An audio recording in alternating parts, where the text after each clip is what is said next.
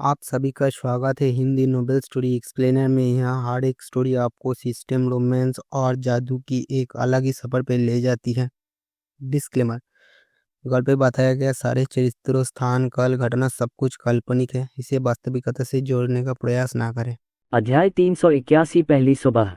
जिस कंपनी में अर्जुन सक्सेना और अनन्या शर्मा 9 बजे पहुंचे, वहां 8 सदस्यीय निर्माण टीम पहले से ही दरवाजे पर इंतजार कर रही थी।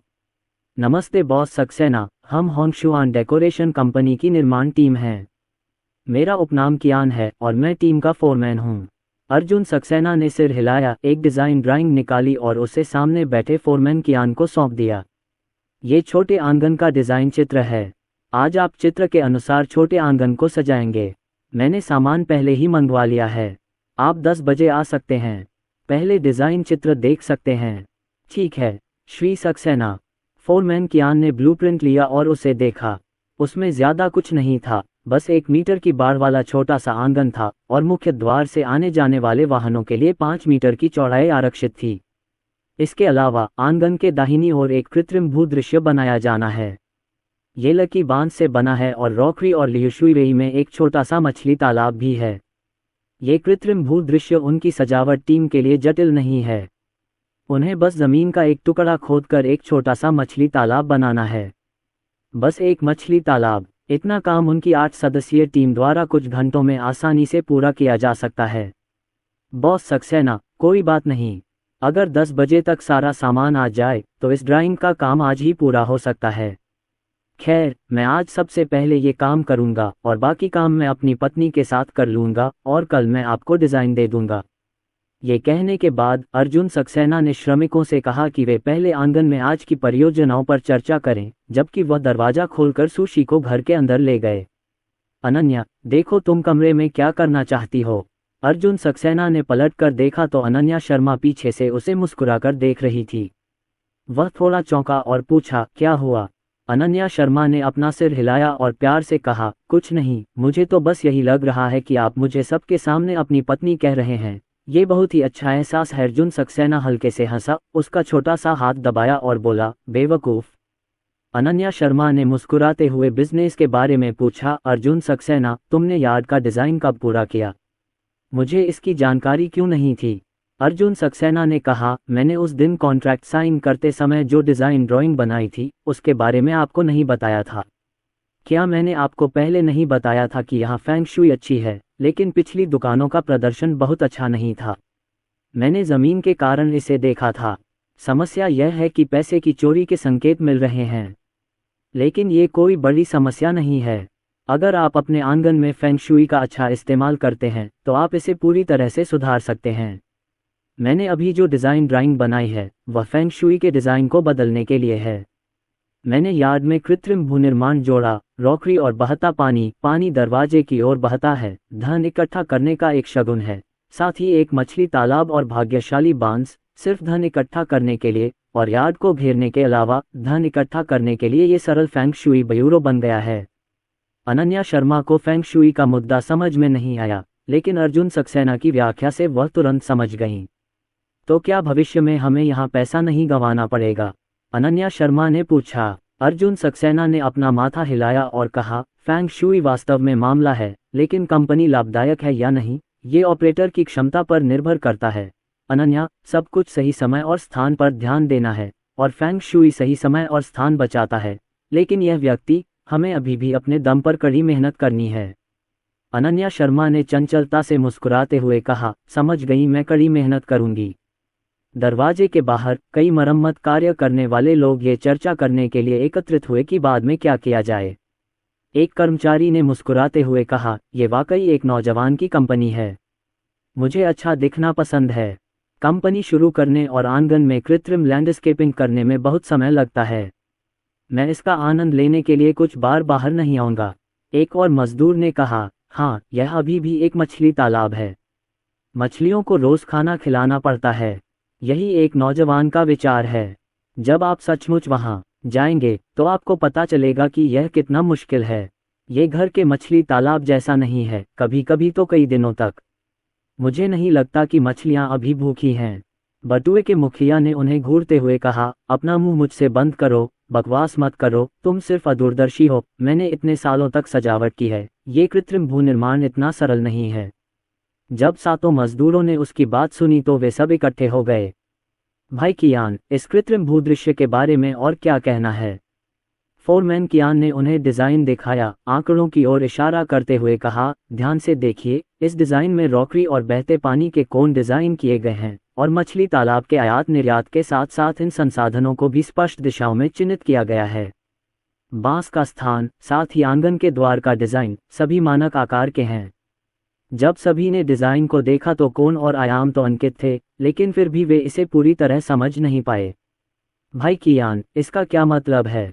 फोरमैन कियान ने कहा, मुझे विशिष्ट फेंग शुई के बारे में ज़्यादा जानकारी नहीं है, लेकिन मुझे पता है कि इसका फेंग शुई से कुछ लेना देना ज़रूर है।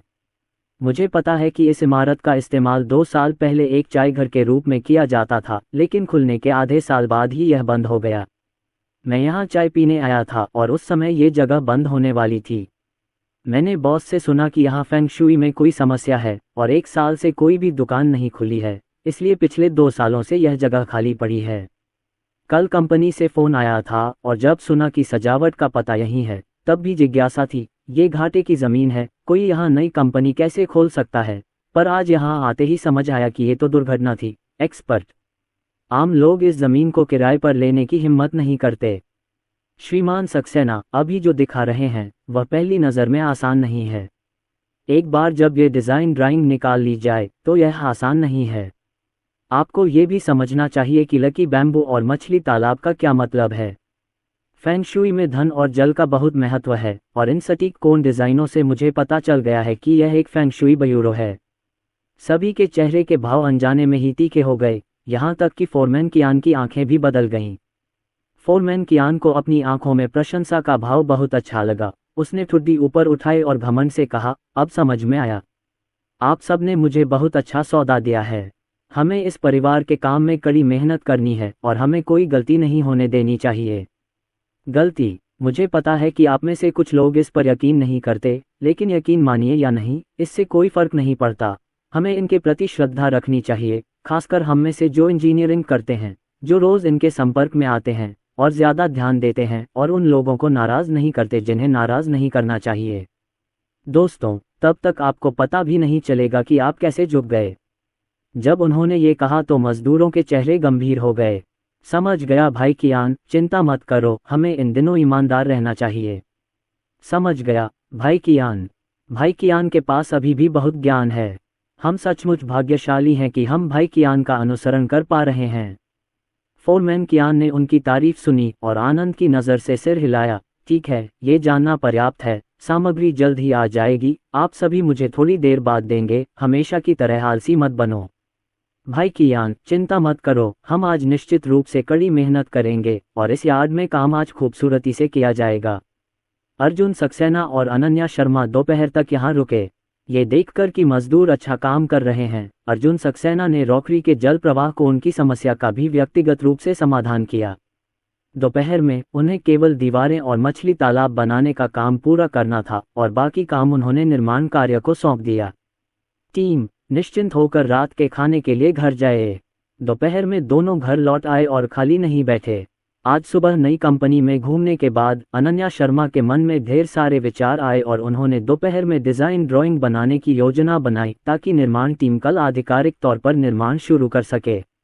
अर्जुन सक्सेना ने अध्ययन कक्ष में मूर्ति बनाई, अनन्या शर्मा ने कंप्यूटर से डिज़ाइन का चित्र बनाया और दोनों ने समय समय पर कुछ शब्दों पर चर्चा की। अर्जुन सक्सेना, पहली मंजिल का लगभग आधा हिस्सा लिविंग रूम के रूप में इस्तेमाल होता है। पेंट्री को छोड़कर मैं इसे कॉन्फ्रेंस रूम के रूप में अलग करना चाहूँगा। यहाँ मीटिंग्स और महत्वपूर्ण मेहमानों का स्वागत किया जा सकता है। मैं इसे दक्षिण पूर्व कोने में रखना चाहूँगा। आपकी क्या राय है? अर्जुन सक्सेना ने अपने मन में तैयार तस्वीर के बारे में सोचा और कहा, दक्षिण पूर्व को सील न करना और पश्चिम की ओर जाना सबसे अच्छा है। उन्होंने ज़्यादा कुछ नहीं बताया, लेकिन अनन्या शर्मा को पता था कि इसमें कुछ खास बात होनी चाहिए, इसलिए उन्होंने कहा, फिर लिविंग रूम को वहां ले जाए। जैसे दक्षिण पूर्व की तरफ फर्श से छत तक खिड़कियां हैं और दूसरी तरफ आधी खिड़कियां हैं, बेहतर गोपनीयता के लिए इसे कॉन्फ्रेंस रूम के रूप में उपयोग करना बेहतर है। हाँ, अर्जुन सक्सेना ने सिर हिलाया। ऊपर अपने कार्यालय के अलावा मैं एक अवकाश क्षेत्र बनाना चाहता हूं और कुछ फिटनेस उपकरण जैसे ट्रेडमिल और स्पिनिंग बाइक आदि रखना चाहता हूं।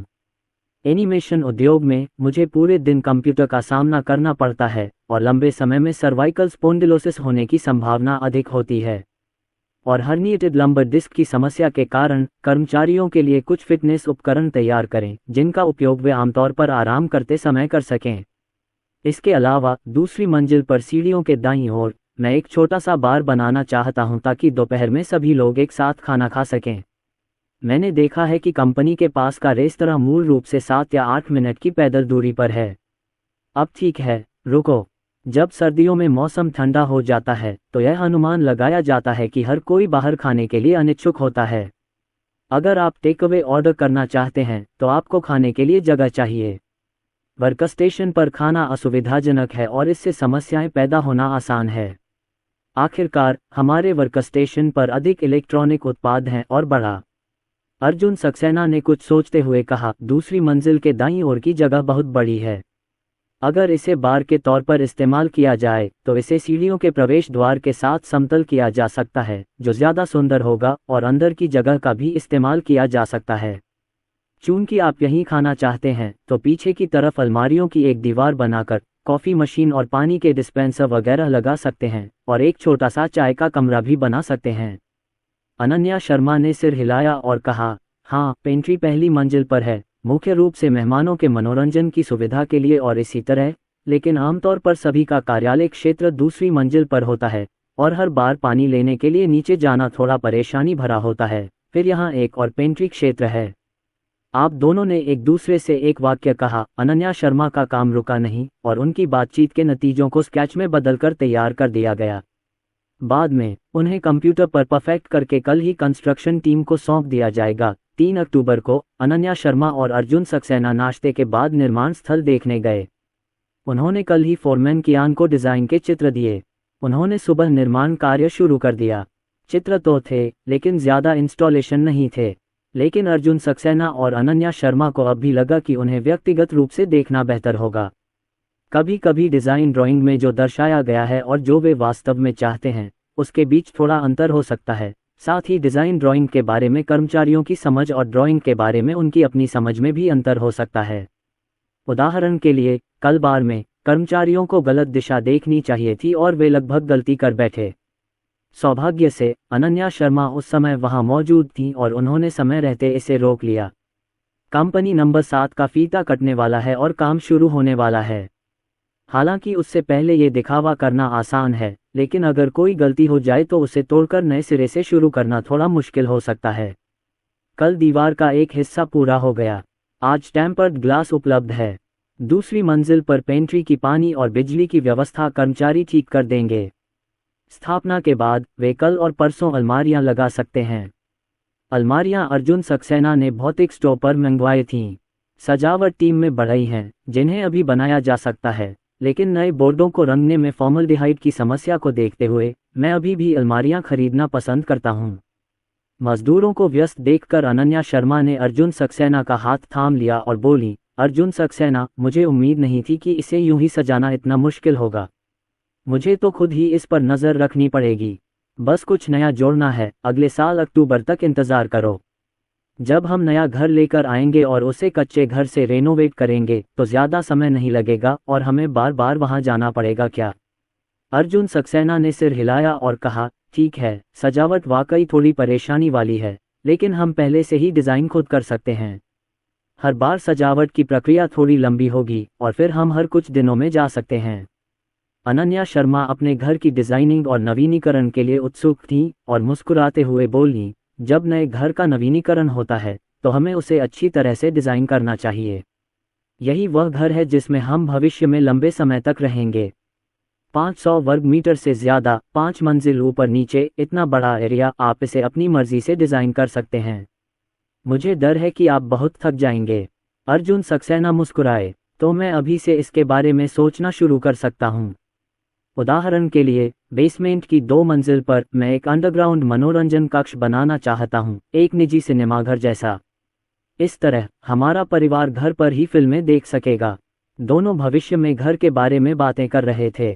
अनन्या शर्मा का मोबाइल अचानक बज उठा। उसने उसे देखने के लिए निकाला, सिर उठाया और अर्जुन सक्सेना से कहा, अर्जुन सक्सेना, कोई है जो कंपनी में नौकरी के लिए आवेदन करना चाहता है। उसने मुझे पहले इंटरनेट पर भर्ती की जानकारी भेजी थी। मैंने अपना बायोडेटा जमा किया, देखा और सब ठीक था। मैंने उससे इंटरव्यू के लिए पूछा, लेकिन पिछली बार उसके पास समय का ठीक प्रबंध नहीं था। उसने बस एक संदेश भेजा कि आज ठीक है, मुझसे पूछ लेना कि यहाँ सुविधा हो या नहीं। टेम्पर्ड ग्लास कब आएगा? बाद में जब ग्लास लगेगा तब हमें यहीं रहना होगा, है ना? अभी मेरा जाना ठीक नहीं है। अर्जुन सक्सेना ने कहा, मैं शीशा लगवा सकता हूँ, लेकिन जब शीशा आ जाए तो उसे ज़रूर देख लेना। अगर स्टाइल और आपकी सोच में फ़र्क है तो हमारे पास उसे बदलने का समय है। अगर शीशा लगवाने के बाद चिपका हुआ है तो उसे बदलना आसान नहीं है। हाँ, अब मैं बिल्कुल नहीं जा सकती। अनन्या शर्मा ने थोड़ा सा मुंह बनाया। अर्जुन सक्सेना ने कहा, तो फिर उसे सीधे इंटरव्यू के लिए आने दो। खैर, ये एक कंपनी है। हालांकि अभी पूरी तरह से बनकर तैयार नहीं हुई है, लेकिन पहली मंजिल पर माहौल अच्छा है और लिविंग रूम में फर्नीचर भी सही जगह पर है। वहाँ इंटरव्यू देने में आपको कोई दिक्कत नहीं होगी।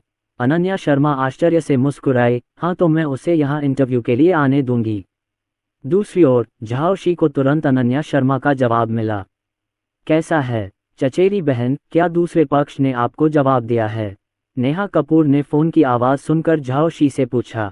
वह और झाओशी चचेरे भाई हैं। झाओशी ने सिर हिलाया और खुशी से कहा, ठीक है, दूसरी पार्टी सहमत हो गई और मुझे आने के लिए एक पता भेजा। नेहा कपूर ने उसकी तरफ देखा और मुस्कुराते हुए बोली, बस इतना ही कहूंगी, सामने वाला तो मान ही जाएगा। क्या वो कोई छोटी सी कंपनी नहीं है जो अभी अभी बनी है? उस पर तो कोई पता भी नहीं है। कंपनी अभी आधिकारिक तौर पर खुली भी नहीं है। शायद लोगों के पास समय की कमी होगी। कजिन, तुम हाइमी के सीनियर हो, तुम्हें खुद पर भरोसा होना चाहिए। नेहा कपूर ने तिरस्कार से देखा। लुलू, तुम इसे समझ नहीं पा रही हो। वर्तमान लॉन किंगडम में ज़्यादा अच्छी एनिमेशन कंपनियां नहीं हैं। एनिमेशन कंपनियां शुरुआती दौर में ही पैसा बर्बाद कर रही हैं, इसलिए जो लोग इस क्षेत्र में व्यवसाय शुरू करने की हिम्मत रखते हैं, उनमें हिम्मत होनी चाहिए। मैं अभी भी सीनियर हूँ। मेरे पास ग्रेजुएशन सर्टिफिकेट नहीं है और मैं किसी औपचारिक रोजगार अनुबंध पर हस्ताक्षर भी नहीं कर सकता। मैं बस इसे आजमा सकता हूँ। अगर कंपनी अभी अभी खुली है और अपने मुख्य कर्मचारियों को प्रशिक्षित करना चाहती है, तो मैं हाइमेई का छात्र होने के नाते शायद बेकार हूँ। और पिछली बार सुश्री सू ने मुझे फ़ोन करके इंटरव्यू में जाने के लिए कहा था। उस दिन मैं थीसिस सुपरवाइज़र के साथ थीसिस के विषय पर चर्चा कर रहा था। मैं अपॉइंटमेंट मिस कर गया और अपॉइंटमेंट भी मिस कर दिया। इस बार दूसरा पक्ष मुझे एक और मौका दे सकता है। मुझे लगता है कि यह और भी बेहतर होगा। इसे खूब याद रखना, जब तक मैं इस कंपनी से जुड़ सकता हूँ, मैं भविष्य में एक अनुभवी व्यक्ति बनूंगा। मेरे पास एक मजबूत आर्थिक ताकत वाला बॉस है। आपके चचेरे भाई और मैं हवा के साथ नाव पर भी हैं। चाहे कंपनी का अंत में कुछ भी हो, ऐसे बॉस का अनुसरण करने का एक मौका ज़रूर है। झाओशी नेहा कपूर की चचेरी बहन है और दोनों बचपन से साथ खेलती आई हैं। वे बहुत अच्छी गर्लफ्रेंड हैं और उनके मूल्य स्वाभाविक रूप से समान हैं। उदाहरण के लिए, नेहा कपूर को हमेशा लगता है कि चाहे वो कुछ भी करें, भौतिकता ही उनकी पहली प्राथमिकता है। उदाहरण के लिए, उनके वर्तमान प्रेमी अर्जुन सक्सेना से ब्रेकअप और अपने पूर्व प्रेमी के साथ वापस आने का कारण स्वाभाविक रूप से यह है कि वो अपने पूर्व प्रेमी की पारिवारिक पृष्ठभूमि को समझती हैं और उनकी आर्थिक स्थिति बेहतरीन है। जहां तक अर्जुन सक्सेना की बात है, अर्जुन सक्सेना के बारे में सोचकर नेहा कपूर अभी भी थोड़ी दुखी हैं। वह अभी भी समझ नहीं पा रही हैं कि अर्जुन सक्सेना अचानक अमीर कैसे हो गए, 3 बच्चों की परवरिश कैसे की और अपनी दुकान कैसे खोली। वह सैनकिनझाई देखने गईं और व्यापार बुरा नहीं था, लेकिन वहां बिकने वाली चीज़ें महंगी नहीं थीं और अनुमान है कि आप पैसे कमाने के लिए थोड़ी बहुत कमाई कर लेंगे। ये बात उसके प्रेमी के साथ तुलना करने लायक नहीं है। आखिर उसके प्रेमी के पुराने परिवार की जगह अर्जुन सक्सेना जैसे साधारण लोगों की कई जन्मों की मेहनत तो नहीं ले सकती। हर बार जब भी अर्जुन सक्सेना के बारे में सोचती है, नेहा कपूर खुद को इसी तरह दिलासा देती है। लगता है इसी तरह से वो ज़्यादा सुकून महसूस कर पाती है। उसकी चचेरी बहन, जो उसके तीनों विचारों से सहमत है, सोचती है कि एक लड़की का अंतिम लक्ष्य एक अच्छा पति ढूंढना है, इसलिए वह कॉलेज में कला का अध्ययन करना चुनती है। क्योंकि कला कॉलेजों में लड़कों के पास मूल रूप से कुछ वित्तीय ताकत होती है, लेकिन दुर्भाग्य से अपने वरिष्ठ वर्ष में उसने कई चर्चाओं के बाद उसे कोई ऐसा नहीं मिला जिससे वह वास्तव में संतुष्ट हो, इसलिए अब उसने नौकरी खोजने पर अपनी उम्मीदें टिका दी। चचेरी बहन, चलो अब चलें। आज मैं ठीक हूँ, चलो तुम्हारे साथ चलते हैं। मैं भी तुम्हारा इंटरव्यू देखना चाहता हूँ। आखिरकार मैं अगले साल अपनी इंटर्नशिप शुरू करूँगा। झाओ शी ने सिर हिलाया और कहा, ठीक है, तो तुम मेरे साथ चलो, लेकिन जाने से पहले मैं तुम्हारा मेकअप ठीक कर दूंगी और तुम भी अपना मेकअप ठीक कर लेना। इस सुश्री सू को कंपनी की जिम्मेदारी दी जानी चाहिए। जब हम उनसे मिलने जाएं तो ज़्यादा गंभीरता से बात करें ताकि लोगों पर अच्छा प्रभाव पड़े। पंक्ति। दोनों बहनों ने अच्छे कपड़े पहने और टेक्स्ट संदेश में दिए गए पते पर पोस्ट कर दिया। दूर से मुझे एक खूबसूरत आंगन और एक 2 मंजिला इमारत दिखाई दे रही है। बाहर से तो ये बहुत खूबसूरत लग रहा है और यहाँ का वातावरण भी अच्छा है। इमारत की ज़मीन से छत तक की बड़ी बड़ी खिड़कियाँ अंदर की सजावट साफ दिखा रही हैं। चचेरे भाई, लगता है तुम सही हो। ये कंपनी बहुत शक्तिशाली होनी चाहिए। इस इमारत की सजावट इतनी अच्छी है और क्षेत्रफल इतना बड़ा है, किराया निश्चित रूप से सस्ता नहीं है। कजिन, तुम ग्रेजुएशन करते ही ऐसी कंपनी में एंट्री ले सकती हो और आगे चलकर ज़रूर कामयाब हो जाओगी। हे, अगले साल जब मैं ग्रेजुएशन करूंगी तो शायद तुम मुझे कोई मौका दे दो, नेहा कपूर ने खुश होकर कहा। झाओ शी भी इस जगह को देखकर बहुत खुश हुए।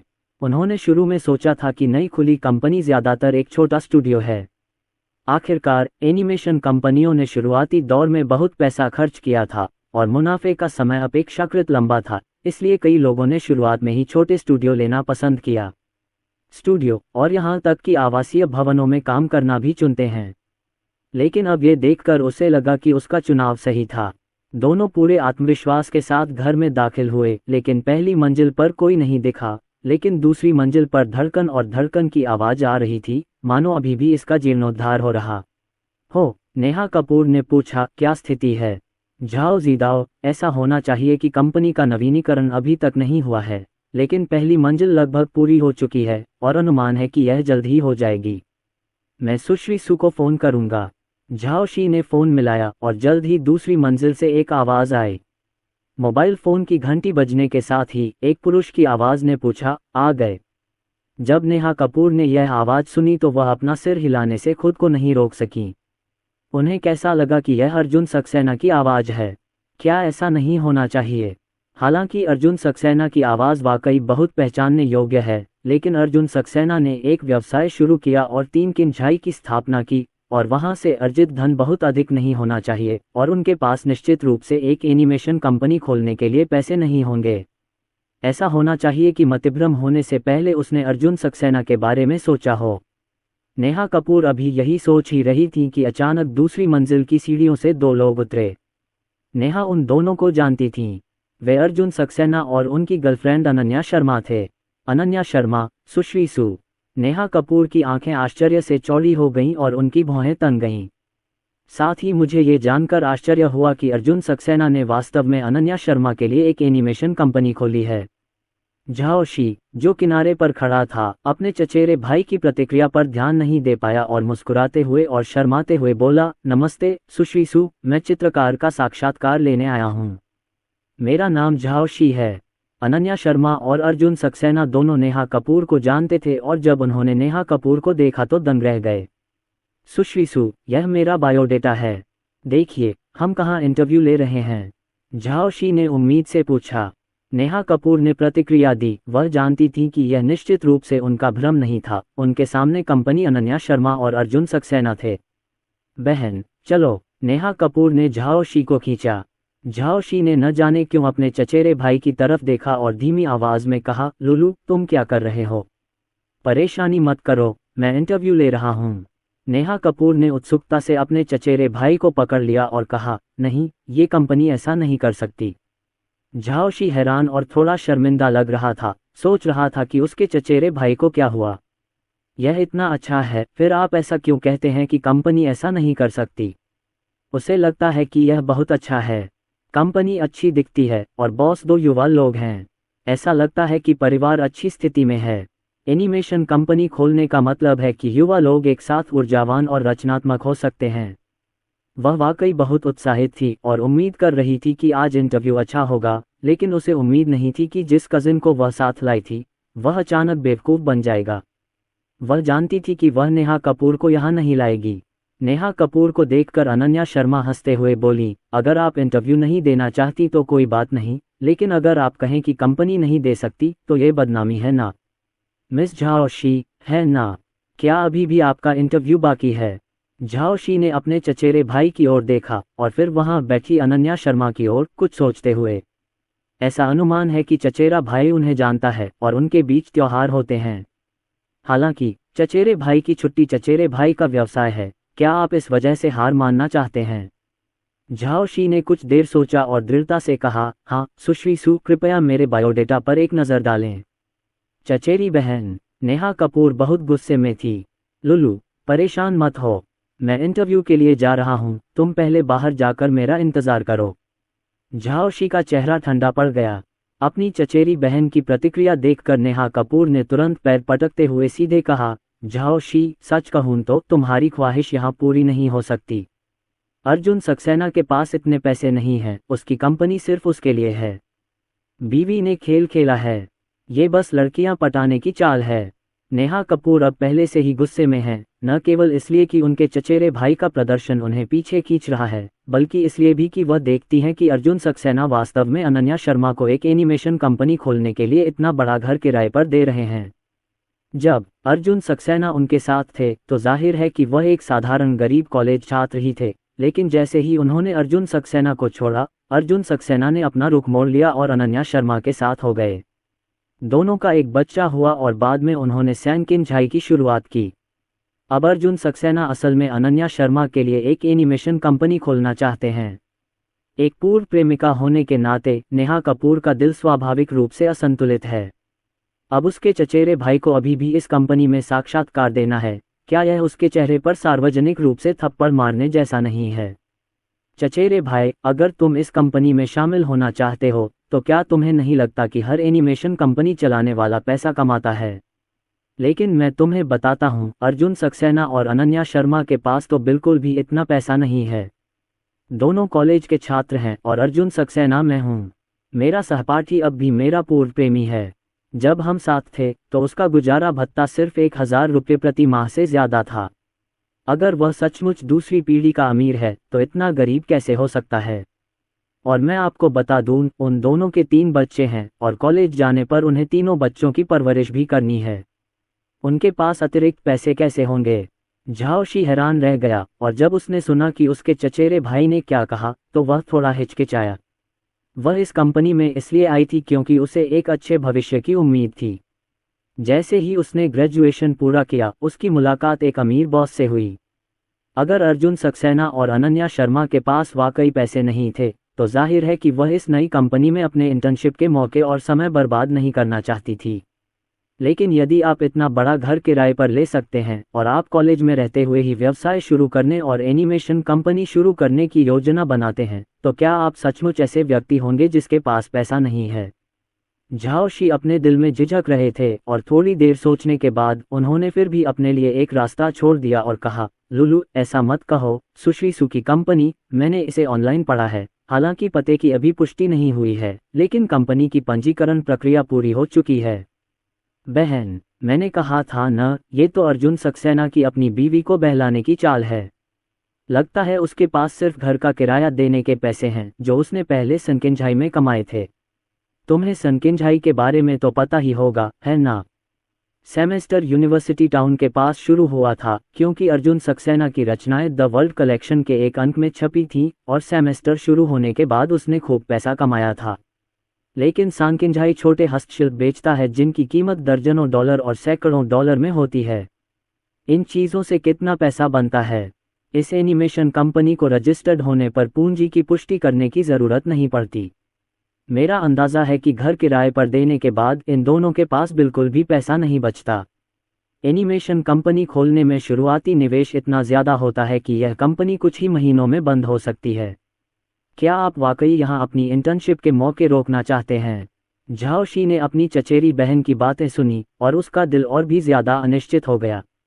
वह और उसकी चचेरी बहन साथ साथ पली बड़ी थीं और दोनों के विचार बहुत मिलते जुलते थे, इसलिए वे इतने सालों से खूब खेल रही थीं। और उसकी चचेरी बहन को उसे धोखा नहीं देना चाहिए।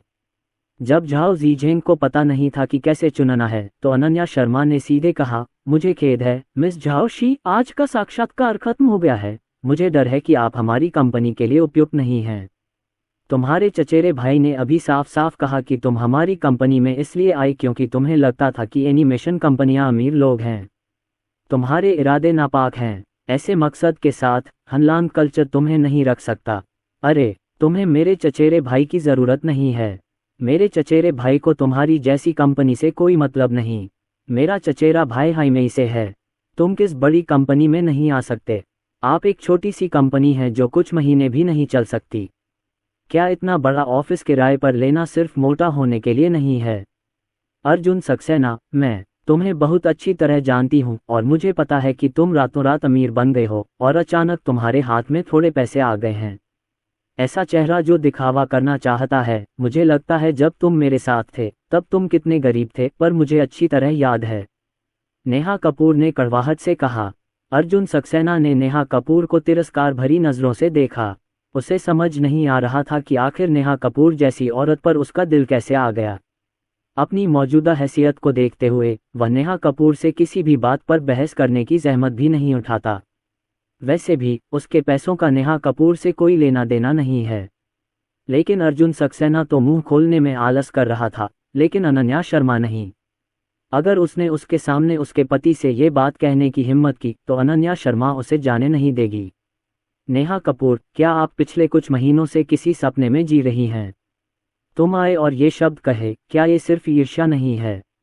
क्या अपने पति को मेरे लिए इतनी बड़ी एनिमेशन कंपनी खोलते देख मैं मन ही मन दुखी हो रही हूँ। अब तुम्हारा चेहरा ईर्ष्या, जलन और नफरत से भरा हुआ है। जलता कौन है? अनन्या शर्मा, मत भूलना मैंने अर्जुन सक्सेना को छोड़ दिया था। नेहा कपूर ने तर्क दिया। तो आपके पास कोई विजन नहीं है? मुझे अर्जुन सक्सेना देने के लिए शुक्रिया, ताकि मैं अर्जुन सक्सेना के साथ एक अच्छी जिंदगी जी सकूं। अनन्या शर्मा ने कहा। नेहा कपूर को ये शब्द सीधे घुटन भरे लगे और उन्होंने दांत पीसते हुए कहा, हे मेरे पास कोई विजन नहीं है। अर्जुन सक्सेना तो बस मेरे मौजूदा बॉयफ्रेंड का स्टैंड इन था। अगर मैं तुम्हारे लिए कोई कंपनी खोलूंगी तो मैं तुम्हें घमंडी बना दूंगी। अब मेरे बॉयफ्रेंड का परिवार अमीर है। अर्जुन सक्सेना, मुझे बिल्कुल परवाह नहीं। मेरे प्रेमी का परिवार कुछ भी नहीं करता है और आप हर दिन जो पैसा कमाते हैं वह आपके जीवन भर कड़ी मेहनत करने के लिए पर्याप्त है। तो फिर रुको, जब तक तुम अपने बॉयफ्रेंड से शादी नहीं कर लेती, फिर देखो तुम्हारे बॉयफ्रेंड का परिवार ज्यादा ताकतवर है या मेरे परिवार का अर्जुन सक्सेना ज्यादा ताकतवर है। अनन्या शर्मा ने हल्के से कहा। वह बिल्कुल भी नाराज नहीं थी, क्योंकि वह जानती थी कि उसका पति और अधिक अहंकारी हो जाएगा। भविष्य में एक व्यक्ति, एक धनी परिवार अवश्य होगा। हे देखते हैं कौन किससे डरता है। तुम जैसे नए लोगों के साथ सिर्फ किस्मत ही पैसा कमा सकती है। अगर किस्मत ने साथ नहीं दिया तो तुम गरीब ही रहोगे।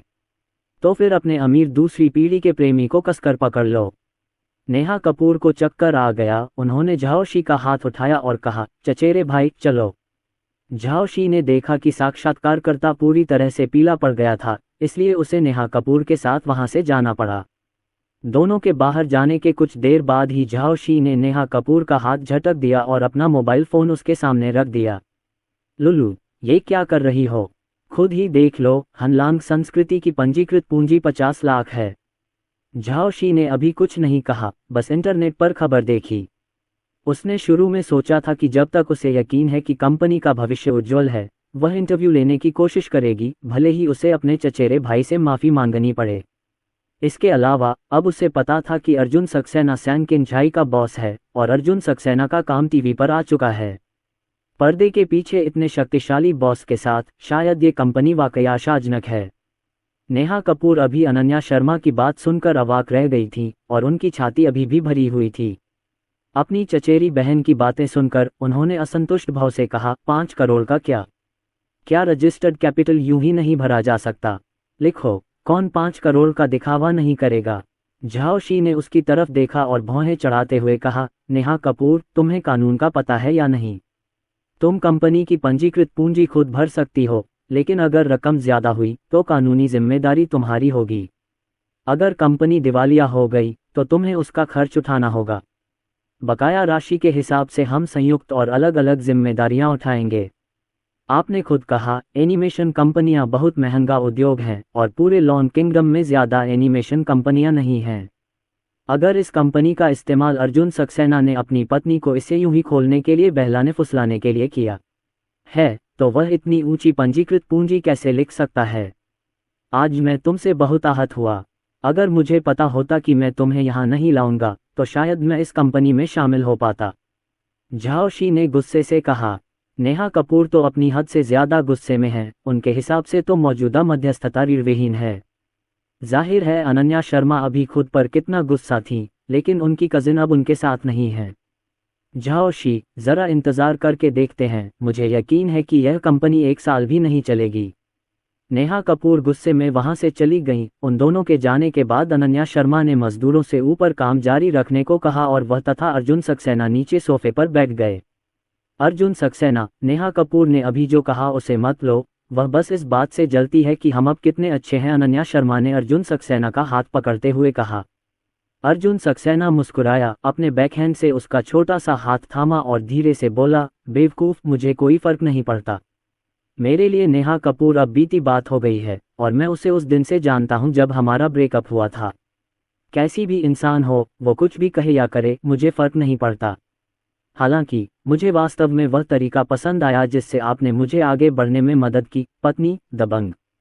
अनन्या शर्मा ने जो कुछ कहा उसे सुनने के बाद उसे याद आया कि वह अभी कैसी दिख रही थी। वह वास्तव में अभिमानी और सुरक्षात्मक लग रही थी। वह शर्मा गई और मीठे स्वर में बोली, निश्चित रूप से मैं उससे नफरत करूंगी। जब तक मैं यहाँ हूँ, कोई भी मैं आपसे ऐसा नहीं कह सकती। इसके अलावा मुझे ये कहना है, अर्जुन सक्सेना, आपकी दृष्टि बहुत खराब थी। भले ही आप एक प्रेमिका खोजने से पहले मुझसे नहीं मिले, आपको मेरे जैसी अच्छी महिला मिलनी चाहिए। नेहा कपूर जैसी महिला, मैं इसे अपने दिल के नीचे से घृणा करता हूँ। हाँ, वो मेरे पति ही थे। मुझे नहीं पता था कि मैं कौन हूँ, पर मुझे नहीं लगता कि दुनिया में मेरी पत्नी से बेहतर कोई औरत है, इसलिए मैं उस वक्त उसे ढूंढ नहीं पाया। अर्जुन सक्सेना ने मुस्कुराते हुए कहा। ये शब्द अनन्या शर्मा के दिल को मीठे लगते हैं। नेहा कपूर की दोनों बहनों के बीच अफेयर को लेकर जो थोड़ी बहुत अनबन हुई थी, वह अब दूर हो गई है। 3 तारीख की शाम को अर्जुन सक्सेना और अनन्या शर्मा खाना खाने के बाद फिर कंपनी आए। कल आने वाली अलमारियां आज शाम को जल्दी आ गईं, इसलिए मजदूरों ने ओवरटाइम करने की योजना बनाई और आज रात अलमारियां लगा दीं। बेशक बॉस अर्जुन सक्सेना और अनन्या शर्मा को खुद आना पड़ा। वे 9:30 बजे तक व्यस्त रहे, जब पहली मंजिल पर पेंट्री और दूसरी मंजिल पर अलमारियां लग गईं। इस बिंदु पर पूरी कंपनी की स्थापना पूरी हो गई है। जाने से पहले फोरमैन कियान ने विशेष रूप से श्रमिकों से जमीन और सजावट के कचरे को व्यवस्थित करने और उन्हें दरवाजे पर रखने के लिए कहा और बाद में उन्हें एक कार से ले जाने की योजना बनाई। बॉस सक्सेना, आपके चित्रों के अनुसार सारा सजावट का काम पूरा हो गया है। हम बाद में सारा सजावट का कचरा हटा देंगे और हमारा काम पूरा हो जाएगा। अर्जुन सक्सेना ने सिर हिलाया और अनन्या शर्मा को इधर उधर देखने ले गए। ये सुनिश्चित करने के बाद कि कोई समस्या नहीं है, उन्होंने कहा, ठीक है, इन दिनों सभी ने खूब मेहनत की है। मैं बाकी पैसा आपकी कंपनी के खाते में जमा कर दूंगा। कोई बात नहीं बॉस सक्सेना, इन अतिरिक्त हिस्सों, सजावट के दूसरे पहलुओं समेत अगर भविष्य में कोई दिक्कत हुई तो बॉस सक्सेना हमें कभी भी बुलाएंगे और मैं किसी को भेज दूंगा। फोरमैन कियान ने कहा। ठीक है। अर्जुन सक्सेना ने सिर हिलाया और फोरमैन कियान अपने लोगों के साथ चला गया। अनन्या शर्मा और अर्जुन सक्सेना वहां से नहीं गए। पहली और दूसरी मंजिल की सभी लाइटें जल रही थीं। अनन्या शर्मा ने दूसरी मंजिल पर किताब पढ़ी, फिर पहली मंजिल पर सोफे पर आराम से लेट गई। बढ़िया, अब अंततः यहाँ एक कंपनी है। जब ऊपरी मंजिल लोगों से भर जाएगी, तब हमारी हनलांग संस्कृति आधिकारिक रूप से चालू हो जाएगी। अपनी पत्नी का खुश और मुस्कुराता चेहरा देखकर अर्जुन सक्सेना भी बहुत संतुष्ट हुआ। वह अपनी पत्नी के पास बैठ गया, उसके कंधों पर हाथ रखा और धीरे से उसे गले लगा लिया। खैर, आज तो बस तीसरा दिन है और 7वीं कंपनी अभी अभी खुली है। कल मैं सफाई कर्मचारियों को बुलाकर पूरी सफाई करवा दूंगा। सफाई पूरी होने पर आप आकर देख सकते हैं। चलो, कुछ हरे पौधे खरीदकर यहाँ लगा देते हैं। रिबन काटने की रस्म और उद्घाटन समारोह भी है, सजावट भी है। खैर, मैंने इस बारे में पहले ही सोच लिया है। दूसरी मंजिल के पूर्व की ओर वाली खिड़की क्या एक छोटा सा उभरा हुआ काउंटरटॉप नहीं है? मैं उस पर रसीले पौधों का एक छोटा सा गमला रखकर उसे एक कतार में लगाने की योजना बना रहा हूँ। जब कर्मचारी छुट्टी पर हों तो आप उस प्यारे से छोटे मांस को देखने जा सकते हैं। ऊपर और नीचे कुछ खाली जगहें भी हैं। जब समय आए तो कुछ बड़े हरे पौधे जैसे कि कोई फॉर्चून ट्री या कुछ और खरीद लीजिए ताकि पूरी कंपनी में हरियाली का माहौल बन जाए। ठीक है, सब कुछ वैसा ही है जैसा तुम सोच रही हो। मैं इन 2 दिनों में तुम्हारे साथ सामान खरीदने चलूंगा, अर्जुन सक्सेना ने प्यार से कहा। हाँ, अनन्या शर्मा ने सिर हिलाया और प्यार भरी नज़रों से उसकी तरफ देखा। अब आसपास कोई नहीं है, पूरी कंपनी में केवल वे 2 ही हैं, और इस समय मूल रूप से पीछे की गली के पार्क में कोई नहीं है, और आमतौर पर सामने राष्ट्रीय राजमार्ग पर कई कारें नहीं हैं, लेकिन इस समय कोई वाहन भी नहीं है। सब कुछ शांत था और माहौल बहुत अच्छा था। अनन्या शर्मा ने अर्जुन सक्सेना की ओर देखा जो पास ही खड़ा था। अचानक हिम्मत बढ़ी, उसका सिर उठाया और उसके चेहरे पर जोर से चूम लिया। चुंबन के बाद अनन्या शर्मा तुरंत शर्माते हुए भागी, लाल गालों के साथ दरवाजे की तरफ दौड़ी और अर्जुन सक्सेना से बोली, अर्जुन सक्सेना, हमें घर चलना चाहिए। अर्जुन सक्सेना ने अपने बाएं हाथ से अपने गाल को छुआ, चेहरे पर एक बेबस मुस्कान के साथ उधर अपनी पत्नी की तरफ देखा, आवाज ऊंची की और कहा, अनन्या, तुमने बहुत बुरा सीखा है। केवल आग लगाने के लिए जिम्मेदार होना, उसे बुझाने के लिए नहीं, बल्कि उसे बुझाने के लिए जिम्मेदार होना गैर जिम्मेदाराना है। अनन्या शर्मा ने चंचलता से जीभ निकाली और मुस्कुराते हुए कहा, तब तो मैं प्रभारी हो जाऊंगी, लेकिन कंपनी में नहीं। जल्दी घर जाओ। तो फिर क्या मतलब, घर जाकर तुम जिम्मेदार होगे? अर्जुन सक्सेना खड़े हो गए, उनकी आवाज़ थोड़ी धीमी हो गई। अनन्या शर्मा ने इस सवाल का जवाब तो नहीं दिया, लेकिन 2 कदम तेजी से आगे बढ़कर बोली, कल रात मम्मी ने मुझसे कहा कि वो बच्चों को सुलाना चाहती हैं, और मैं मान गई। तो आज रात 2 लोगों के लिए एक और मधुर समय है। 4 तारीख की सुबह अनन्या शर्मा अच्छे मूड में बच्चों को लेने नीचे गईं।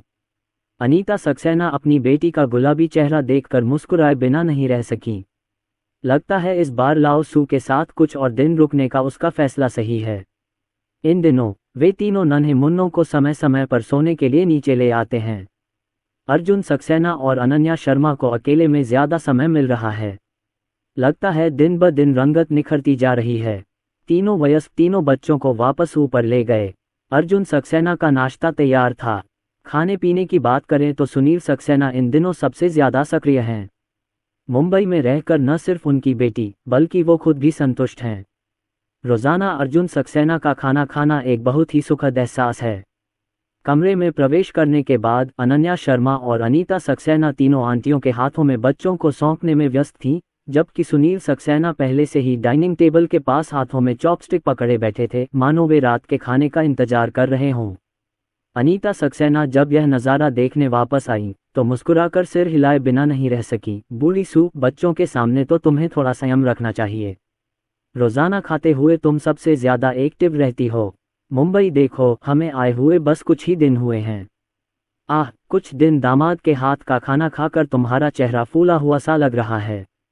सुनील सक्सेना ने उसके चेहरे को छूकर ध्यान से देखा, मानो उसका वजन सचमुच कुछ बढ़ गया हो। इस समय अर्जुन सक्सेना अपना नाश्ता लेकर आए थे। आज उन्होंने मीठी खुशबू वाला ऑस्मेंथस और सिंघाड़े का दलिया बनाया था, जिसे किनके पिता और अर्जुन की मां अपने शहर से लाए अचार वाले लोबिया और कुरकुरी मूली के साथ परोसा था, साथ ही ताज़ी तली हुई लोई भी। गर्मी के साथ पौधों की खुशबू आते ही सुनील सक्सेना की आंखें चमक उठीं। उसने बेपरवाही से कहा, थोड़ा वजन बढ़ जाएगा तो थोड़ा वजन बढ़ ही जाएगा। पिछली बार जब हम शारीरिक जांच के लिए गए थे तो डॉक्टर ने कहा था कि मेरा वजन सामान्य है और थोड़ा वजन बढ़ने से कोई फर्क नहीं पड़ता। आखिरकार हम मुंबई घूमने निकल पड़े। यहाँ इतने दिन रुकना दुर्लभ है। बेशक हमें इस मौके का फ़ायदा उठाकर ज़्यादा से ज़्यादा घर का बना खाना खाना चाहिए। अहमदाबाद लौटने पर मेरा वज़न स्वाभाविक रूप से कम हो जाएगा।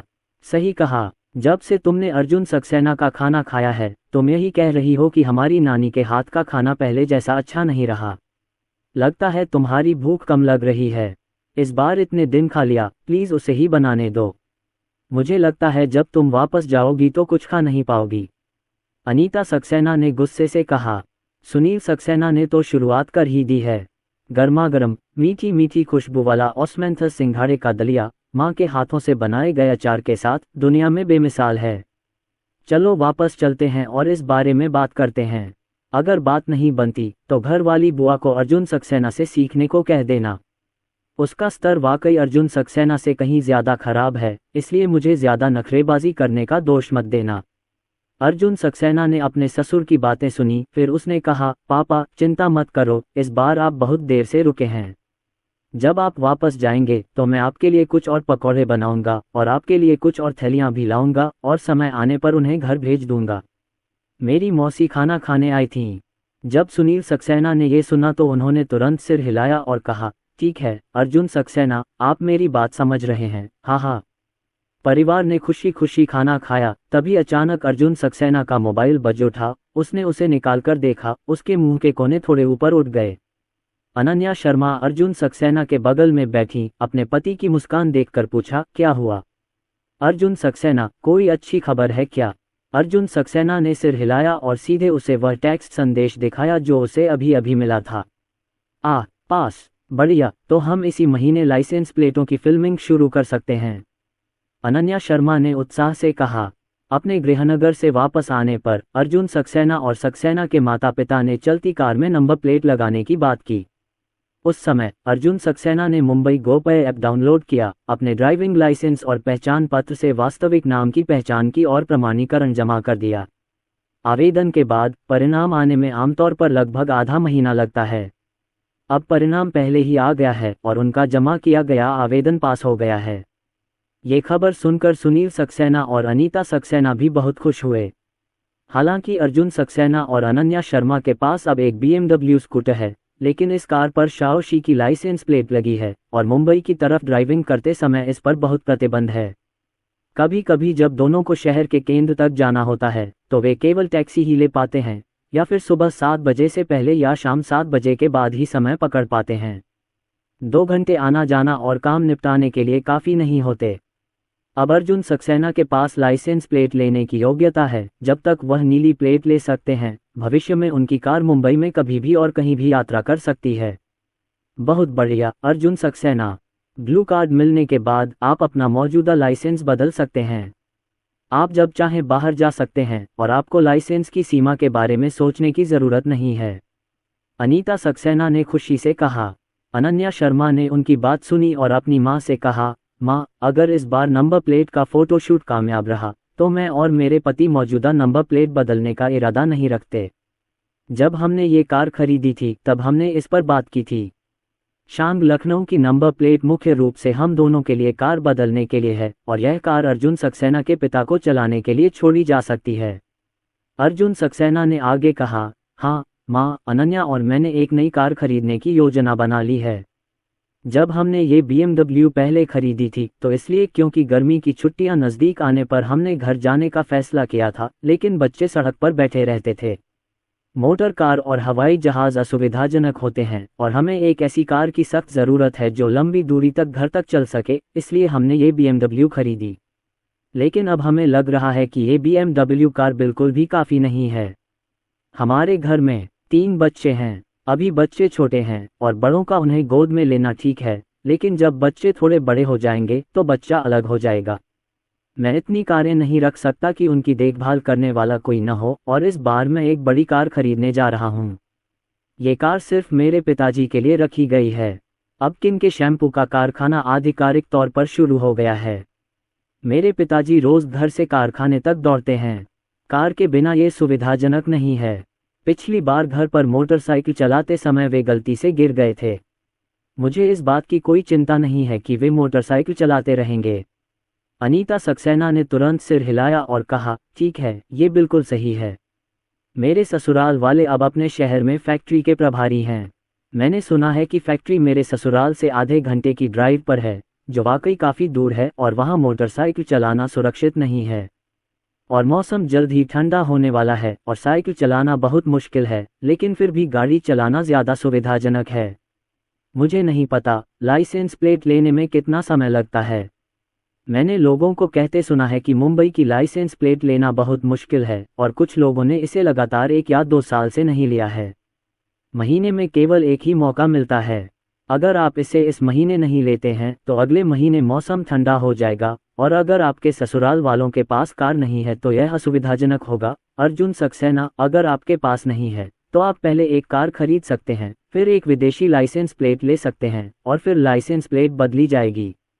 अनीता सक्सेना ने यह बात इसलिए कही ताकि पापा सक्सेना को अर्जुन सक्सेना की वर्तमान कार पहले मिल जाए, लेकिन अर्जुन सक्सेना को इस मुद्दे पर विचार करने की जरूरत नहीं पड़ी।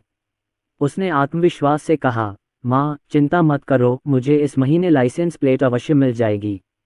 अनीता सक्सेना हैरान दिखीं, लेकिन अनन्या शर्मा ने इस बार तुरंत प्रतिक्रिया दी, रहस्यमय मुस्कान के साथ अर्जुन सक्सेना को देखते हुए, और फुसफुसाया, पतिदेव क्या आपको कुछ पता चला? अर्जुन सक्सेना ने सिर हिलाया। वहां मौजूद सुनील सक्सेना और अनीता सक्सेना को उनकी बेटी ने याद दिलाया कि उन्हें फेंग शुई में अर्जुन सक्सेना की उपलब्धियां याद हैं। ये बात सुनकर सुनील सक्सेना और अनीता सक्सेना दोनों ही वाकई हैरान रह गए। उन्हें पता ही नहीं था कि अर्जुन सक्सेना पहले फेंग शुई जानते थे। पिछली बार मुंबई से लौटने के बाद लियांग गुआंग ने सू के घर एक खास मुलाकात की और सुनील सक्सेना के सामने खूब मस्ती की। अर्जुन सक्सेना की तारीफ करते हुए, शब्दों में उनकी तारीफ बयां करना आसान है, उन्होंने कहा कि उन्हें वाकई एक बेहतरीन दामाद मिला है। सुनील सक्सेना को यह सुनकर बहुत अच्छा लगा, लेकिन साथ ही उन्हें झटका भी लगा।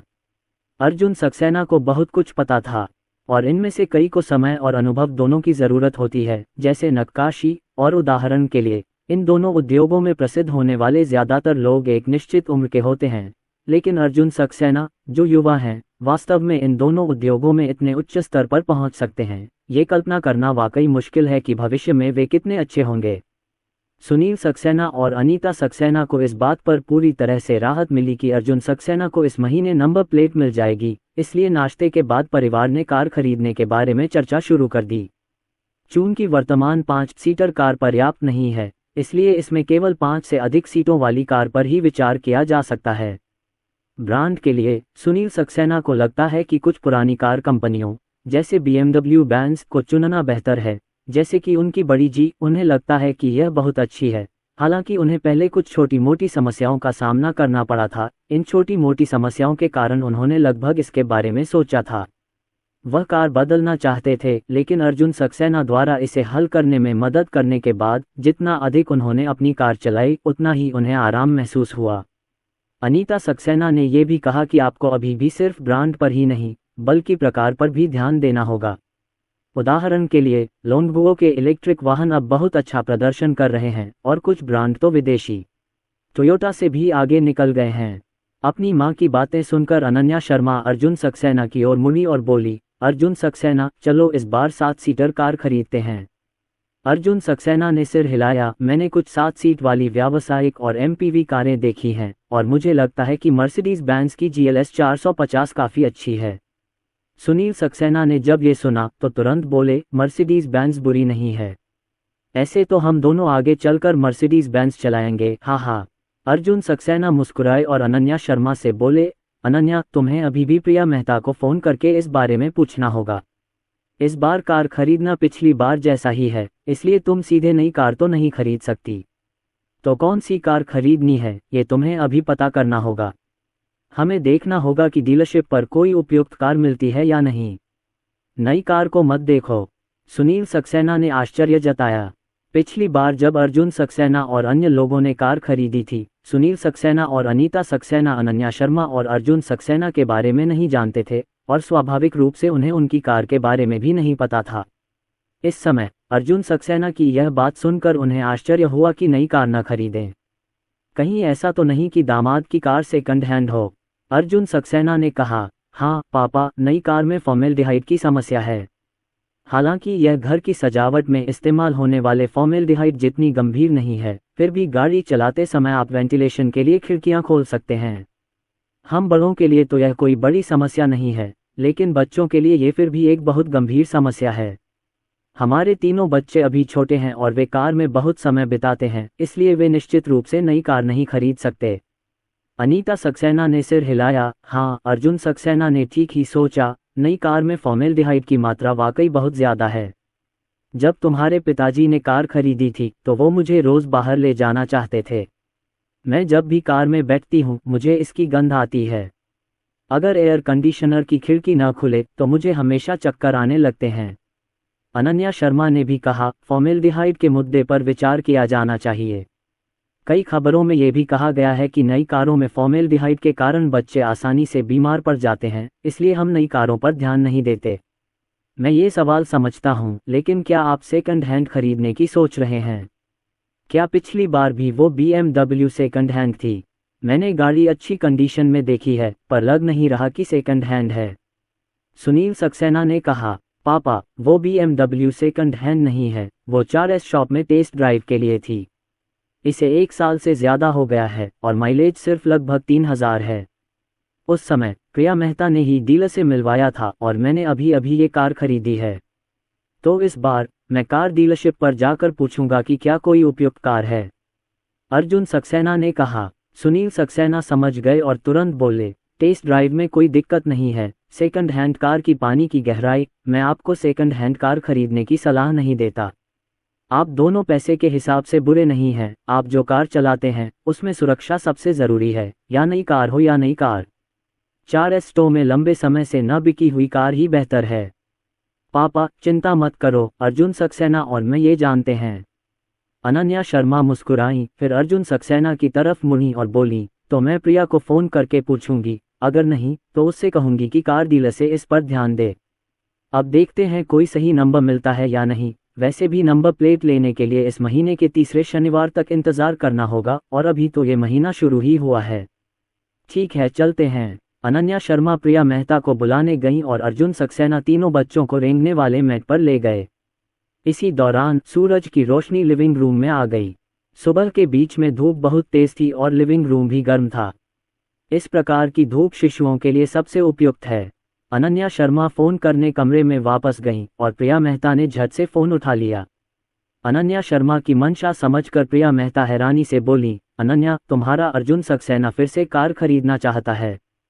क्या तुमने अभी वो BMW नहीं खरीदी थी? 3 महीने से ज़्यादा। क्या इतनी जल्दी कार बदलने वाली हो? क्या तुम दोनों, अरे, क्या तुमने खूब कमाई कर ली है? अनन्या शर्मा गुस्से से मुस्कुराए और बोली, तुम्हें पता नहीं कि मैंने खूब पैसा कमाया या नहीं? अगर मैंने सचमुच खूब पैसा कमाया होता तो मैं तुम्हें उस दिन नूडल्स खाने पर नहीं बुलाती। तो फिर अचानक गाड़ी क्यों बदल रहे हो? प्रिया मेहता ने नाश्ता करते हुए अस्पष्ट स्वर में पूछा। अनन्या शर्मा ने कारण बताया और प्रिया मेहता खुद को अंगूठा दिखाने से नहीं रोक पाईं। बात खत्म करने के बाद उन्हें याद आया कि वह फ़ोन पर थी और अनन्या शर्मा उनकी हरकतें नहीं देख पा रही थी, इसलिए उन्होंने फ़ोन पर कहा, ठीक है अनन्या, तुम्हारा अर्जुन सक्सेना बहुत अच्छा है। पूज्य, मुझे इस बारे में पता है। मैं बाद में कार डीलरशिप पर फ़ोन करके पूछूंगी कि क्या कोई उपयुक्त कार है। ठीक है, तो ये तुम्हारे लिए कड़ी मेहनत है प्रिया। अगर अभी कोई उपयुक्त कार नहीं है तो उन्हें इस पर ध्यान देने में मदद करने दो।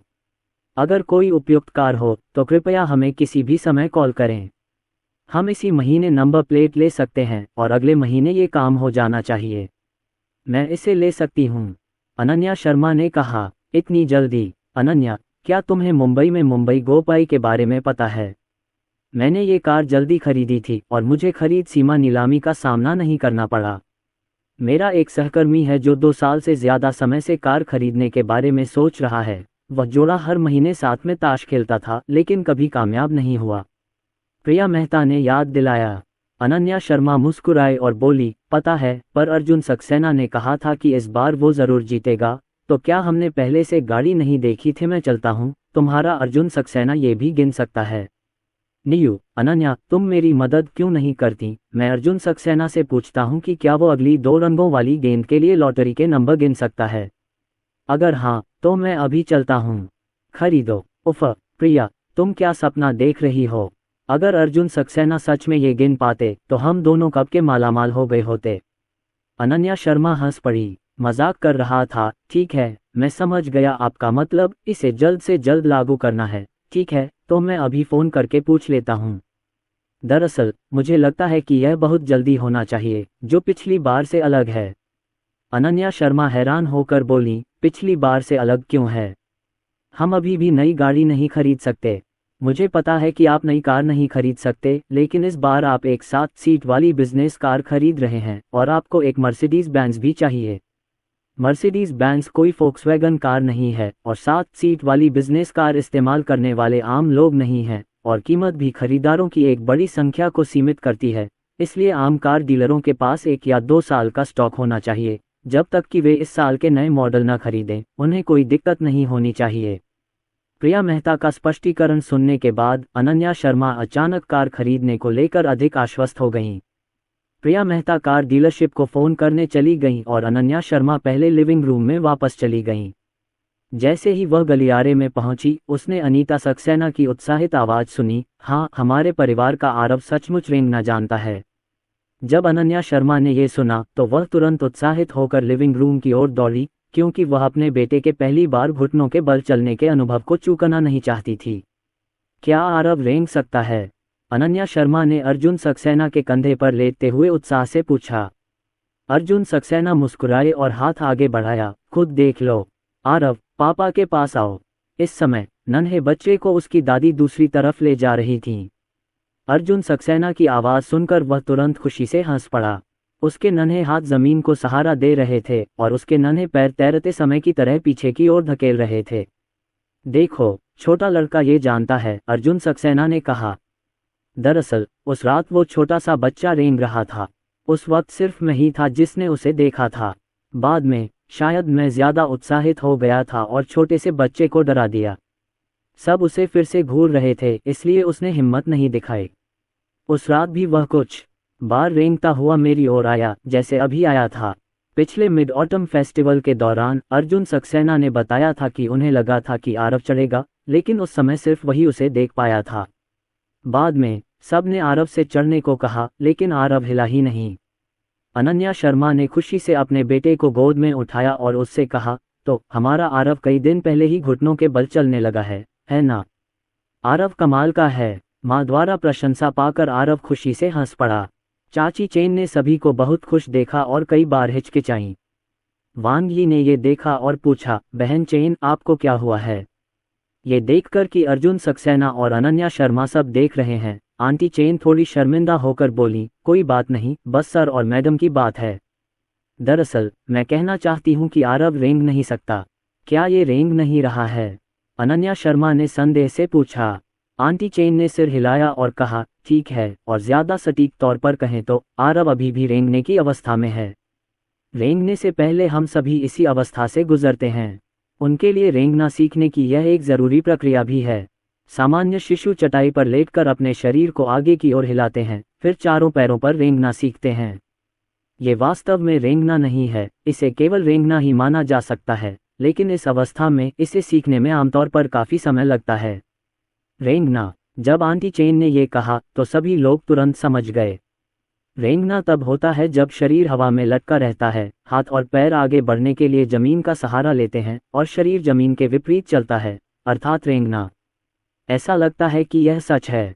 ये जानते हुए कि अभी हर कोई बहुत उत्साहित था, आरव वास्तव में सिर्फ रेंग कर आगे बढ़ रहा है और उसने वास्तव में रेंगना नहीं सीखा है, लेकिन फिर भी लोग अभी भी बहुत खुश महसूस कर रहे हैं, क्योंकि छोटे लड़के ने एक नया कौशल सीख लिया है।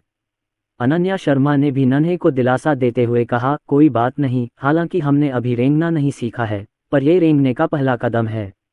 माँ को लगता है तुम जल्द ही रेंगना सीख जाओगे, है ना? चाची चेन ने बगल से कहा। हाँ मैडम, जब छोटे बच्चे आगे की ओर रेंगना सीखना शुरू कर देते हैं तो हम जानबूझकर उन्हें रेंगना सीखने के लिए प्रशिक्षित कर सकते हैं, ताकि बच्चे तेजी से सीख सकें। आंटी चेन के ये कहते ही अनन्या शर्मा और अर्जुन सक्सेना अचानक होश में आ गए और उन्होंने तुरंत नन्हे मुन्नों को कालीन पर लिटा दिया, फिर खुद भी कालीन पर लेट गए। उनका ध्यान आकर्षित करने के लिए आलीशान खिलौने पकड़े और फिर उन्हें रेंगने वाले मैट पर लिटा दिया।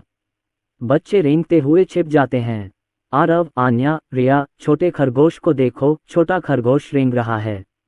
बच्चे भी रेंगना सीखने की कोशिश कर रहे हैं। क्या वे भविष्य में खरगोश के साथ दौड़ लगाएंगे? अनन्या शर्मा ने नन्हे खरगोश को गोद में लिया और धीरे धीरे आगे बढ़ी। तीनों नन्हे बच्चों की नज़रें उस पर टिकी रहीं। आरव सबसे पहले आगे बढ़ा और वह मांसल नन्हा शरीर धीरे धीरे आगे बढ़ा। यद्यपि आन्या और रिया अभी भी उसी स्थान पर थीं, फिर भी वे भी समझ गईं कि बड़ों का क्या मतलब है, और उनके छोटे हाथ और पैर लगातार कड़ी मेहनत कर रहे थे, अपने बड़े भाइयों की तरह आगे बढ़ने की कोशिश कर रहे थे। केशिन ने माँ को उससे दूर होते देखा। छोटा लड़का थोड़ा घबरा गया। उसने अपने हाथ कालीन पर रखे और अचानक उसकी ताकत फूट पड़ी, जिससे उसका शरीर का ज्यादातर हिस्सा सीधा ऊपर उठ गया। यही असली घुटने टेकने की मुद्रा है। अर्जुन सक्सेना, जो अभी भी पीछे था, ये दृश्य देखकर उत्साहित हुए बिना नहीं रह सका, लेकिन साथ ही वह केशिन की तरफ बढ़ा, इस बात से चिंतित था कि छोटे लड़के की बांह की ताकत पर्याप्त नहीं थी और वह बाद में गिर जाएगा। बेशक केशिन की मौजूदा बाहों की ताकत उसके पूरे शरीर को सहारा देने के लिए पर्याप्त नहीं थी। वह बस कुछ सेकंड के लिए खड़ी रही और फिर अचानक गिर पड़ी। शुक्र है अर्जुन सक्सेना अपनी बेटी के पास ही रहे और उन्होंने हाथ बढ़ाकर छोटी बेटी को गोद में उठा लिया। छोटा सा बच्चा शायद चौंक गया था। अर्जुन सक्सेना की गोद में आते ही रोने लगा। सामने खड़ी अनन्या शर्मा ने तुरंत पलटकर पूछा, क्या बात है? केशिन क्यों रो रहा है? पूरी प्रक्रिया देखकर अनीता सक्सेना मुस्कुराई और बोली, छोटा बच्चा खुद डर गया था। अभी अभी तुम्हें आरव के साथ आगे बढ़ते देखा था और यू टोंग भी थोड़ी दूर आगे बढ़ा था। केशिन शायद जल्दी में था, उसने अपनी बाहें सीधे कालीन पर रखीं और शरीर को सहारा दिया, लेकिन बाहों की ताकत पर्याप्त नहीं थी और वह थोड़ी देर बाद गिर गया। सौभाग्य से अर्जुन सक्सेना ने बच्चे को पकड़ लिया, लेकिन छोटा बच्चा शायद डर गया था।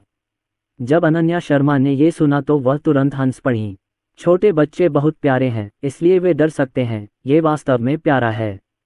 अर्जुन सक्सेना ने अपनी बेटी को गले लगाया, एक हाथ से उसकी पीठ हल्के से थपथपाई और उसे धीरे से दिलासा दिया कि जिन डरी नहीं है, पिताजी यहाँ हैं, पिताजी के जिन की रक्षा करेंगे और कि जिन गिरेगी नहीं। जिया और रिया कुछ देर अपने पिता की गोद में लेटी रही और धीरे धीरे उसका मूड ठीक हो गया। उसने नीचे देखा तो पाया कि उसके भाई और बहन दोनों ने अपने शरीर को आगे की ओर हिलाना सीख लिया था। छोटा सा बच्चा अब और बर्दाश्त नहीं कर सकता था। वापस चटाई पर जब अर्जुन सक्सेना ने ये देखा तो उसने उसे रेंगने वाली चटाई पर लिटा दिया। इस समय आन्या पहले से ही रेंगते हुए आगे बढ़ रही थी। चूंकि आरव सबसे पहले सीख रहा था, इसलिए उसने इस समय पहले ही थोड़ी गति पकड़ ली थी और आगे बढ़ गया। आन्या और आरव थोड़ी दूरी पर गिरे, लेकिन वह शुरुआती बिंदु से आधा मीटर से ज्यादा ऊपर चढ़ चुका था। केशिन, जो मैट पर वापस आ गया था, अभी हुई इस हार से हारा नहीं था। वह छोटा लड़का अभी भी अपने भाई बहन की हरकतें सीखने की कोशिश कर रहा था। अर्जुन सक्सेना पास खड़े होकर अपनी छोटी बेटी को गौर से देख रहे थे। बेटे और आन्या को अनन्या शर्मा पढ़ाती थी, इसलिए उन्होंने पीछे से रिया को धैर्यपूर्वक पढ़ाया। बेबी, रिया, पापा को देखो, इस छोटे खरगोश की तरह पीछे के दो पैरों का उपयोग करके आगे की ओर धक्का दो और शरीर आगे बढ़ सकता है। केशिन ने अपने पिता के हाथ में खरगोश को गंभीरता से देखा और उसके पीछे दो छोटे पैर धीरे धीरे हिल रहे थे। पहले तो मुझे असल बात समझ नहीं आई। जब मैंने अपने पैरों को लात मारी तो ताकत और कोण गलत थे और मेरा शरीर स्थिर रहा। बाद में उस छोटे से बच्चे को एक पैटर्न मिल गया। उसके छोटे पैरों का अगला हिस्सा कालीन से चिपक गया। वह बाहर भाग गया। पहला कदम आगे बढ़ा, लेकिन छोटा लड़का इतना खुश था कि वह अर्जुन सक्सेना को देखकर काफी देर तक मुस्कुराता रहा और फिर अपने भाई बहन को पकड़ने के लिए आगे बढ़ता रहा। दोनों ने लगभग 10 मिनट तक शिशुओं को रेंगने की स्थिति में रखा और फिर शिशुओं को बैठने की स्थिति में ले जाना जारी रखा। जब बच्चे 5 महीने के थे, तब से वे बच्चों को बैठने का प्रशिक्षण दे रहे हैं और समय धीरे धीरे शुरू में आधे मिनट से बदलकर वर्तमान में 3 या 5 मिनट हो गया है। छोटे बच्चे भी तेजी से सीख रहे हैं। अब तीनों बच्चे लगभग स्वतंत्र रूप से बैठ सकते हैं। हालांकि अर्जुन सक्सेना और अनन्या शर्मा अब भी उनके पीछे बैठते हैं, लेकिन कई बार बच्चे उन्हें थोड़ी देर के लिए बिना पीठ के सहारे के छोड़ देते हैं।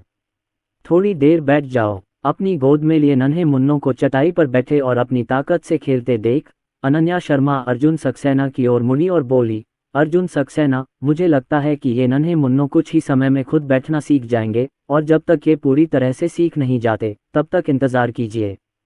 बैठने के बाद हम इन्हें पहचान पत्र के लिए आवेदन करने ले जा सकते हैं और तब तक ये पहचान पत्र वाले बच्चे बन जाएंगे। ठीक है, अर्जुन सक्सेना ने मुस्कुराते हुए कहा। 15 मिनट बाद प्रिया मेहता का फोन आया। अनीता सक्सेना और सुनील सक्सेना आरव और आन्या की देखभाल करने आए और अनन्या शर्मा फोन उठाने बालकनी में चली गईं। जब वह वापस आए तो अनन्या शर्मा बहुत खुश हुई और सीधे अर्जुन सक्सेना से बोली, अर्जुन सक्सेना, हम कार देखने चल सकते हैं।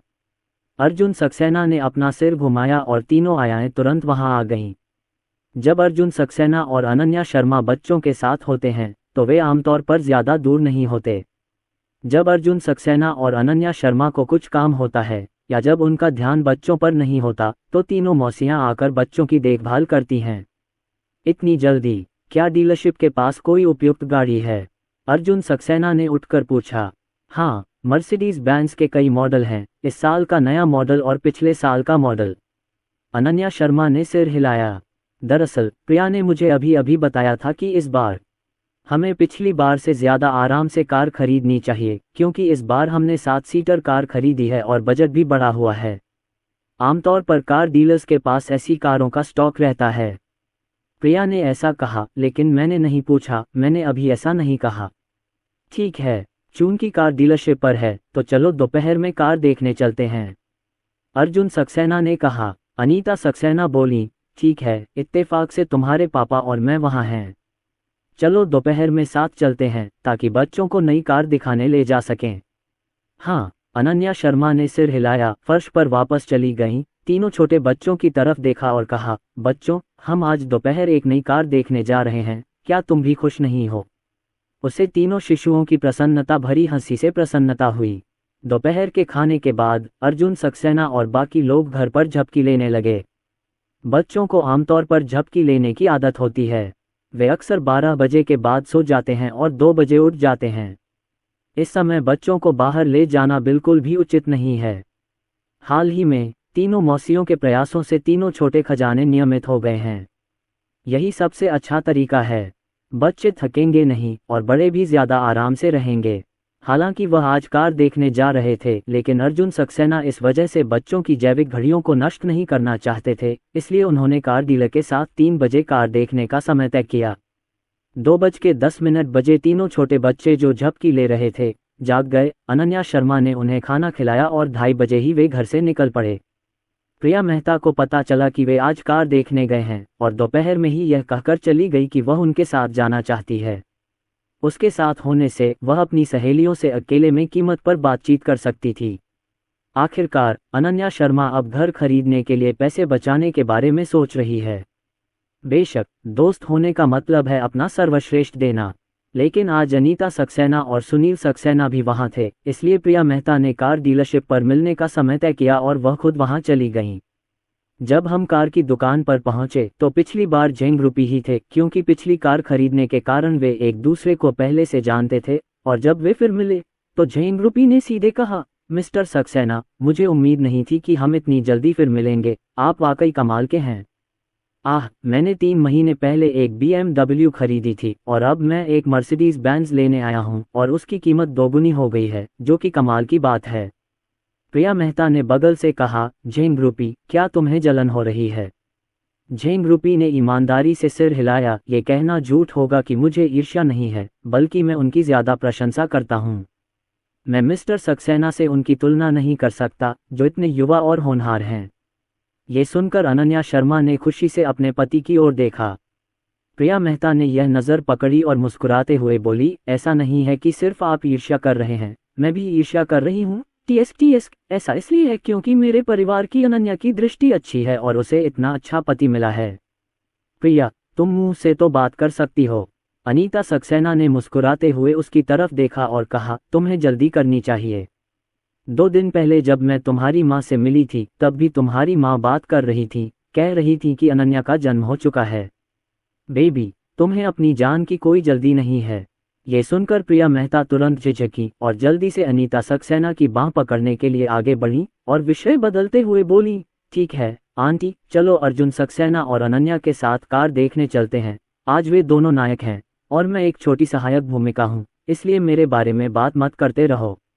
झेंग ग्रुपी भी प्रिया मेहता की कठिनाइयों को जानता था, इसलिए उसने तुरंत कहा, तो फिर मिस्टर सक्सेना, मिस सू, चाचा और चाची, चलो पहले कार देखने चलें। ठीक है, अर्जुन सक्सेना ने सिर हिलाया। जब वह कार डीलरशिप पर पहुंचा तो झेंग ग्रुपी उसे पूरे रास्ते परिचय करा रहा था। मिस्टर किन, इस बार आपको जो कार चाहिए वो हमारी डीलरशिप पर स्टॉक में है। मर्सिडीज बेंज के पास कमर्शियल और MPV के कई मॉडल हैं। आपने जिस GLS 450 का जिक्र किया है वो 21 साल पुराना नया मॉडल और एक पुराना मॉडल है, लेकिन नई कार इसी साल अगस्त में आई थी और अभी 1 महीने से ज़्यादा समय से स्टोर में है। आपको इस बारे में सोचना नहीं चाहिए, है ना? झेंग ग्रुपी ने पूछा। अर्जुन सक्सेना ने सिर हिलाया, खैर कार 1 साल से भी कम पुरानी है, हम इसके बारे में नहीं सोचते। रोज़ाना गाड़ी चलाने की हालत में कार में मौजूद फॉर्मेल्डिहाइड को ख़त्म होने में लगभग आधा साल लग जाता है। अगर कार गैराज में है तो आमतौर पर कोई न कोई उसे देखते ही खोल ही लेगा, इसलिए उसे लगाने में पूरा 1 साल लग जाएगा। ठीक है, तो मैं आपको पुराना मॉडल दिखाने ले चलता हूँ। यह एक पुराना मॉडल है। दरअसल ये भी पिछले साल रिलीज़ हुआ मॉडल है। 2020 संस्करण में स्टोर में कुल 3 कारें हैं। उनमें से 2 समय के लिहाज से आपकी ज़रूरतों को पूरा करती हैं। दोनों पिछले साल की पहली छमाही में रिलीज़ हुई थीं। यहाँ आया था। प्रिया मेहता ने पूछा, क्या दोनों एक ही हैं? झेंग रूपी ने अपना सिर हिलाया और कहा, यह अलग है। एक नियमित संस्करण है और दूसरा शीर्ष संस्करण है। टॉप एंड बॉडी और पारंपरिक बॉडी के रूप रंग में कुछ सूक्ष्म अंतर हैं। सामान्य तौर पर टॉप एंड बॉडी ज़्यादा उच्च स्तरीय होती है और निश्चित रूप से इसकी कीमत भी ज़्यादा होगी। झेंग रूपी ने कहा, तो फिर हमें भी टॉप मैच दिखाने ले चलो। अर्जुन सक्सेना ने सीधे कहा। इस बार वह मूल रूप से सबसे अच्छी कार खरीदना चाहता था। कार का कॉन्फ़िगरेशन बेहतर है। भले ही वह ज़्यादा पैसे खर्च करे, लेकिन भविष्य में जब भी वह इसके बारे में सोचेगा, उसे सबसे अच्छी कार न चुनने का पछतावा होगा। ज़्यादातर लोगों के लिए यह एक आम समस्या है। कार खरीदते समय वे कम कीमत वाला मॉडल चुनते हैं क्योंकि वे हज़ारों डॉलर बचाना चाहते हैं। उच्च स्पेसिफिकेशन वाले मॉडल भी उपलब्ध हैं। अर्जुन सक्सेना ने 10 लाख से ज़्यादा की कार खरीदने के बारे में इतना सोचा भी नहीं होगा और उसकी कीमत हज़ारों से कम भी नहीं थी। अगर उसे खरीदना ही था तो सबसे अच्छी कार खरीदता और भविष्य में उसे कोई पछतावा नहीं होता। ठीक है, वे लोग अब थोड़ी देर यहाँ बैठो, मैं पीछे जाकर कार यहाँ लाता हूँ। तुम छोटे बच्चों को ले आओ, पीछे के गोदाम में मत जाओ, वहाँ कारें हैं, हवा अच्छी नहीं है और वहाँ फॉर्मेल्डिहाइड है। झेंग रूपी ने उन्हें कार डीलरशिप के रिसेप्शन क्षेत्र में व्यवस्थित किया, उन्हें सोफे पर बैठने दिया और किसी को चाय, नाश्ता आदि लाने के लिए कहा, जबकि वह कार लेने के लिए पीछे चला गया।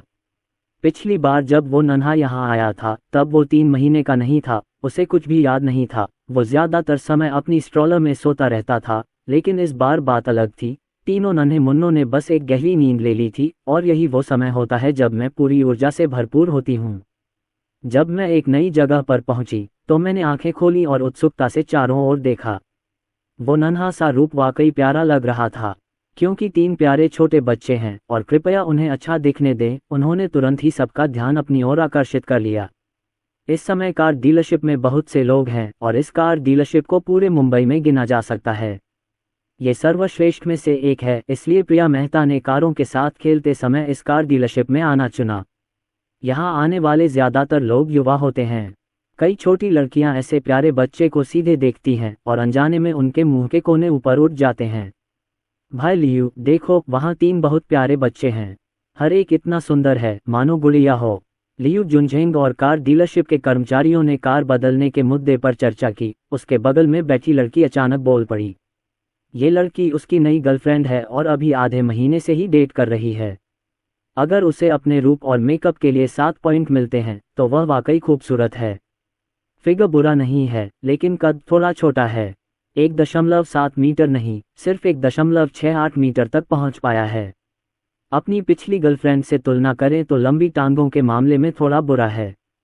लेकिन अपनी आखिरी प्रेमिका के बारे में बात करते हुए लियू जून अभी भी गुस्से में है।